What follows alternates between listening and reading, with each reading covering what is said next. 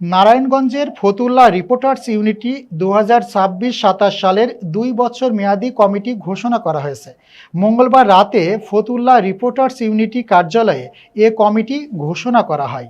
এ সময় কুয়াকাটা নিউজ.কমের নুরুল ইসলাম নুরুকে সভাপতি এবং দৈনিক উজ্জীবিত বাংলাদেশের মোহাম্মদ সোহেল আহমেদকে সাধারণ সম্পাদক করে 15 সদস্য বিশিষ্ট কমিটি গঠন করা হয়েছে।